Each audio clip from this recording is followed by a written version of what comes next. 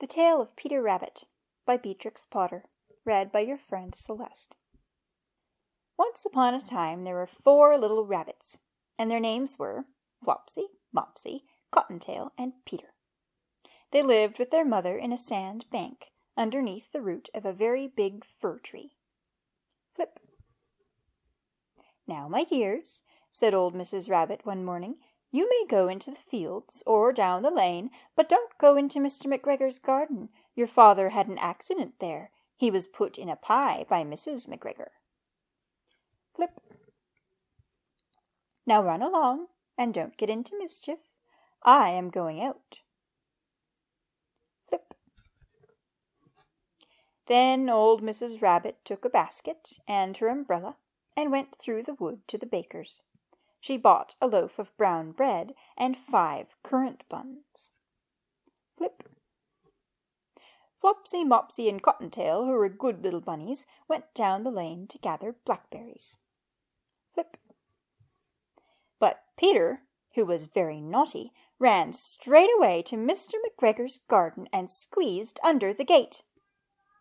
Flip. First he ate some lettuces and some French beans. Then he ate some radishes. Flip. And then, feeling rather sick, he went to look for some parsley. Flip. But round the end of a cucumber frame, whom should he meet but Mr. McGregor? Flip. Mr. McGregor was on his hands and knees planting out young cabbages, but he jumped up and ran after Peter, waving a rake and calling out, "Stop, thief!" Flip. Peter was most dreadfully frightened. He rushed all over the garden, for he had forgotten the way back to the gate. He lost one of his shoes among the cabbages, and the other shoe amongst the potatoes. Flip. After losing them, he ran on 4 legs and went faster, so that I think he might have got away altogether if he had not unfortunately run into a gooseberry net and got caught by the large buttons on his jacket. It was a blue jacket with brass buttons, quite new. Flip.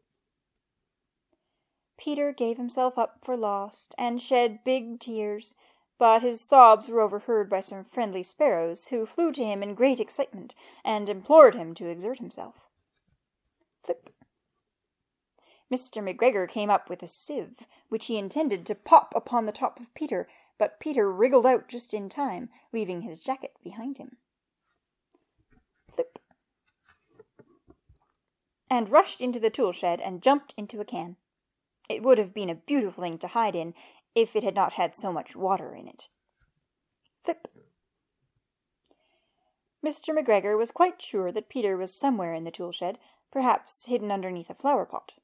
He began to turn them over carefully, looking under each.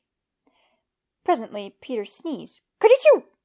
Mr. McGregor was after him in no time. Flip. And tried to put his foot upon Peter, who jumped out of window, upsetting 3 plants. The window was too small for Mr. McGregor, and he was tired of running after Peter. He went back to his work. Flip. Peter sat down to rest. He was out of breath and trembling with fright, and he had not the least idea which way to go. Also, he was very damp with sitting in that can. After a time he began to wander about, going lippity-lippity, not very fast, and looking all around. Flip. He found a door in a wall, but it was locked, and there was no room for a fat little rabbit to squeeze underneath. An old mouse was running in and out over the stone doorstep, carrying peas and beans to her family in the wood. Peter asked her the way to the gate, but she had such a large pea in her mouth that she could not answer. She only shook her head at him. Peter began to cry. Flip. Then he tried to find his way straight across the garden, but he became more and more puzzled. Presently he came to a pond where Mr. McGregor filled his water cans. A white cat was staring at some goldfish. She sat very, very still, but now and then the tip of her tail twitched as if it were alive. Peter thought it best to go away without speaking to her. He had heard about cats from his cousin, little Benjamin Bunny. Flip. He went back towards the tool shed, but suddenly, quite close to him, he heard the noise of a hoe. Scritch, scratch, scratch, scritch. Peter scuttered underneath the bushes. But presently, as nothing happened, he came out and climbed upon a wheelbarrow and peeped over. The first thing he saw was Mr. McGregor hoeing onions. His back was turned towards Peter, and beyond him was the gate. Flip. Peter got down very quietly off the wheelbarrow and started running as fast as he could go, along a straight walk behind some black currant bushes. Mr. McGregor caught sight of him at the corner, but Peter did not care. He slipped underneath the gate and was safe at last in the wood outside the garden. Flip.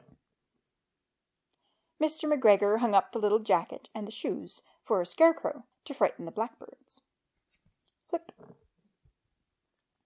Peter never stopped running or looked behind him till he got home to the big fir tree. He was so tired that he flopped down upon the nice soft sand of the floor of the rabbit hole and shut his eyes.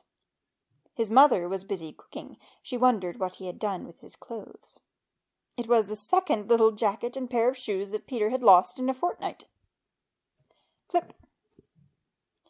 I am sorry to say that Peter was not very well during the evening. His mother put him to bed and made him some chamomile tea, and she gave a dose of it to Peter. 1 tablespoonful to be taken at bedtime. Flip. But Flopsy, Mopsy, and Cottontail had bread and milk and blackberries for supper. The end.